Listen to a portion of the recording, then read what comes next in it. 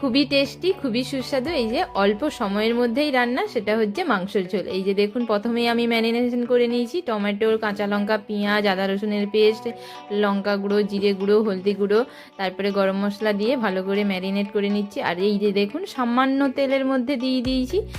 এইটা দিয়ে ম্যারিনেশন করে আমি কিছুক্ষণ রেখে দেবো লেবু পাতার সাথে, তাহলে কি সেন্টটাও ভালো হয় আর খুবই সুস্বাদু হয়। এই যে দেখুন, আলুর সাথেই আমি করে নিচ্ছি, কারণ আলুও সেদ্ধ হবে, মাংসটাও সেদ্ধ হবে। তো এটা আমি দেশি মুরগি দিয়েছি, এই যে তার সাথে একটু টক দইও ফাটিয়ে দিয়ে দিয়েছি, তাহলে কি মাংসটা সিদ্ধ হতেও তাড়াতাড়ি হয় আর কম সময়ের মধ্যে রান্নাটাও হয়ে যায়। এই যে এলাচ গুঁড়ো শেষে দিয়ে এই যে কাঁচা লঙ্কা ফাটিয়ে দিয়ে দিয়েছি, আর তার সাথে এই যে লেবু পাতা, ধনে পাতা দিয়ে দিয়েছি। দিয়ে এই যে দেখুন, আমার রান্না কমপ্লিট। এটা খুবই কম সময়ের মধ্যে হয়, আপনারাও বাড়িতে বানিয়ে খেতে পারেন, অল্প তেলেই হয়ে যায়।